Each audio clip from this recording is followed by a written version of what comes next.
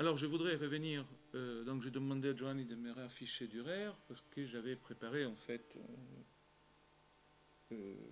j'avais préparé une petite introduction à cette question du quotidien à l'aide des écrits de Ernst Jünger. Ce monsieur problématique parce qu'il n'est ni philosophe, ni homme d'action, ni ophtalmologiste, ni intellectuel, mais en même temps il est tout ça. Homme aussi très problématique parce qu'il a écrit un bouquin qui a été source d'inspiration et succès littéraire dans les années 20, source d'inspiration du national-socialisme allemand. En même temps, personnage très problématique. Je parle d'un livre qui s'appelle Blair, comment il s'appelle Orage d'acier, et qui est un récit sous la condition du soldat dans la Première Guerre mondiale.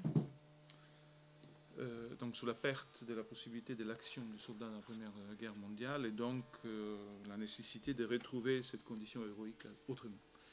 Et ces bouquins étaient donc des grandes fortunes dans le national-socialisme. J'ai une petite parenthèse parce que c'est un personnage toujours problématique, donc je fais une petite parenthèse biographique. Ces personnages aussi, dans la Deuxième Guerre mondiale, se trouvent à Paris et participent aux réunions qui préfigurent les attentats contre Hitler. Donc c'est un national-socialiste particulièrement étrange, parce qu'il participe lui-même aux attentats contre Hitler. Dans l'après-guerre, il refusera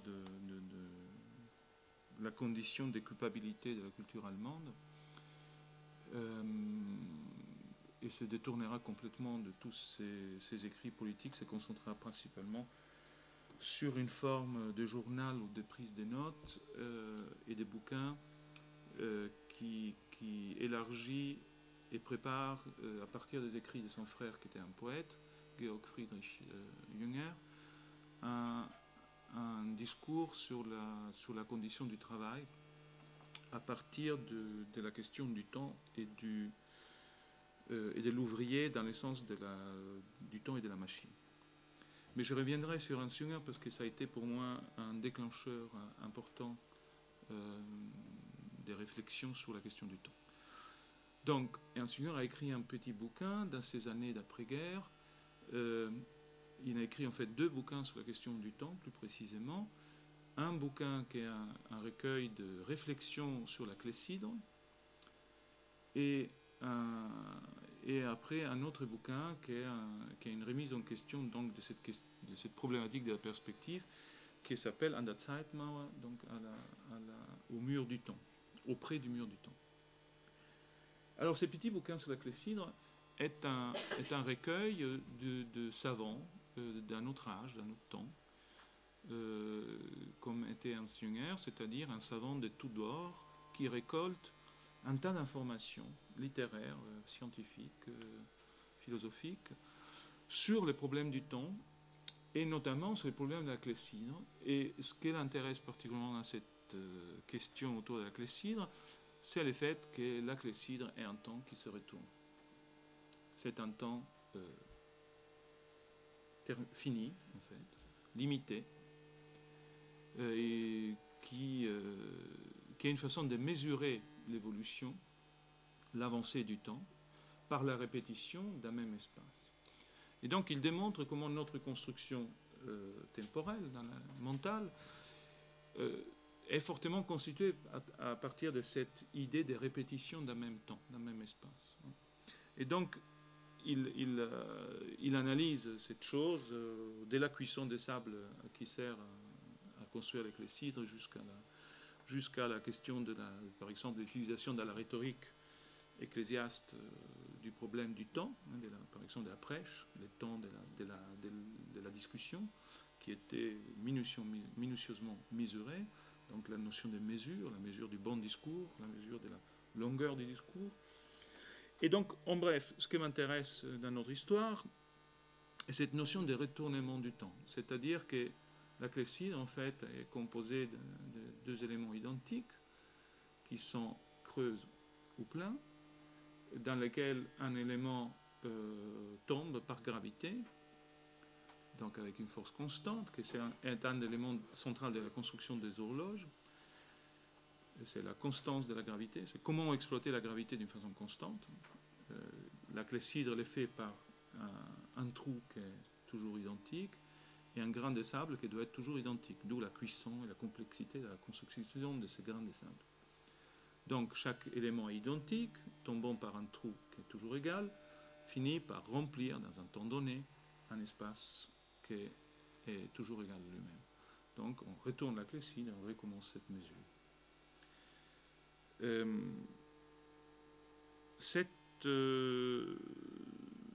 Cette façon de mesurer le temps a existé jusqu'à la Première Guerre mondiale, d'une façon importante, je le souligne, parce que, par exemple, les bateaux, la question de la précision des horloges par rapport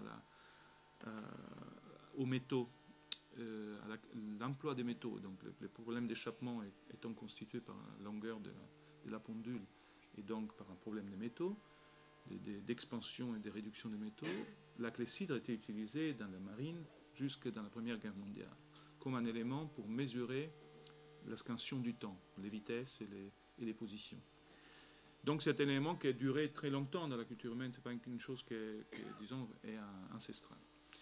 Or, ce qui m'intéresse ici, et donc je vous montre l'image de Dürer, est que la clésydre est ce temps qui revient sur lui-même, hein, et qui est quelque chose qui est répétitif. Ce n'est donc pas un temps comme celui de la cloche qui annonce un événement. Hein, la cloche était associée aussi à la scansion du temps. Hein, on rentrait des champs les soirs à partir d'un son des cloches. On donne l'alarme d'arrivée d'ennemis avec la cloche. On annonce la renaissance du Christ à Pâques avec les cloches, c'est-à-dire la cloche est aussi déclencheur de cette temporalité qui est active, action, unique. C'est un moment particulier qui est donné à entendre ou souligné par un son unique de cloche qui annonce, qui ouvre.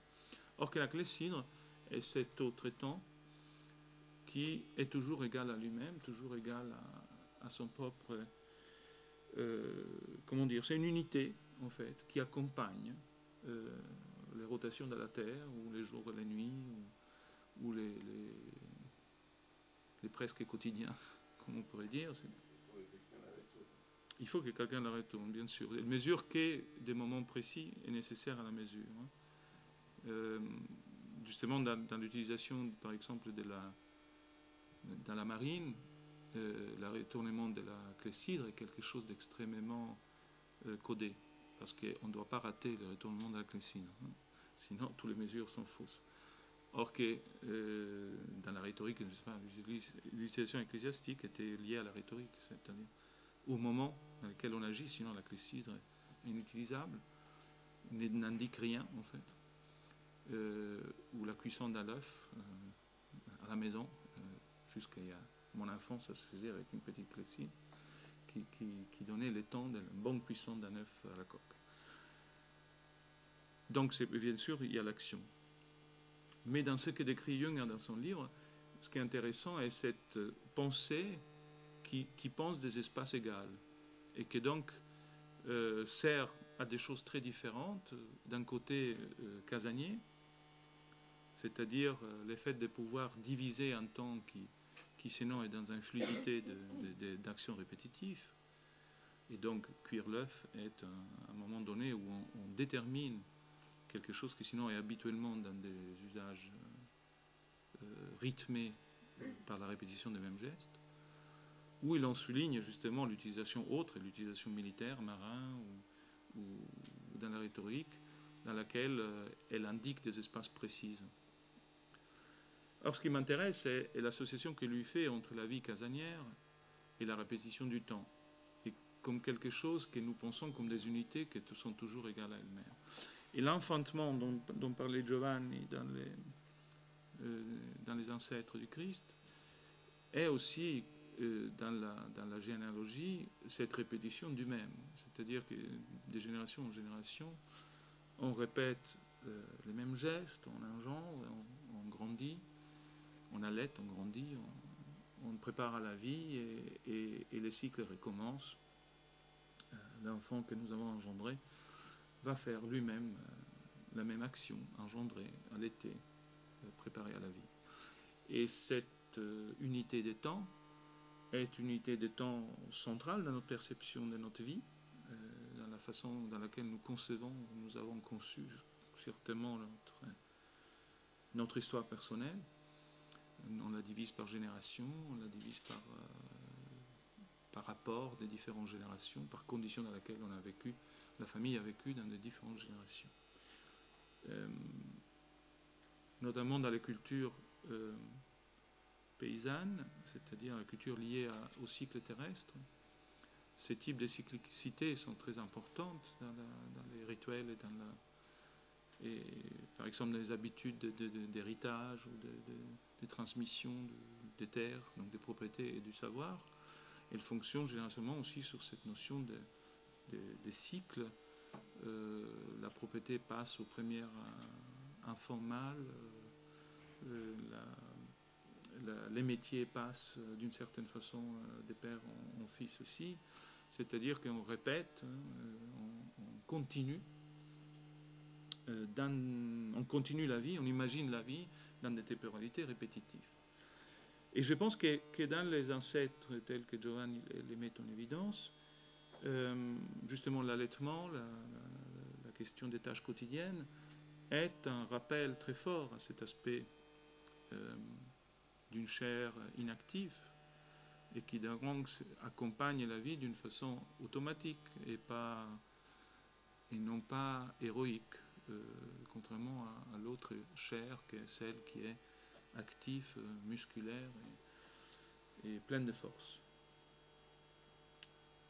Alors, ces problématiques de Giovanni m'ont amené à repenser à un certain nombre d'œuvres d'art contemporain qui posent les problèmes, je veux dire, que jusqu'à là, j'avais vu en termes de représentation du monde tel quel. Je pense, donc je vous ai amené Clark et Goldin à voir.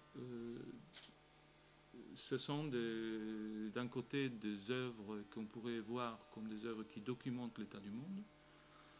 Elle photographie, elle prend en photo, on prend en image et construit par l'image un état. Mais si on commence à regarder comme les ancêtres du Christ, comme Giovanni regarde les ancêtres du Christ, on pourrait les voir aussi comme des représentations qui montrent une cyclicité de la vie, une inaction de la vie, une espèce de chair inactive.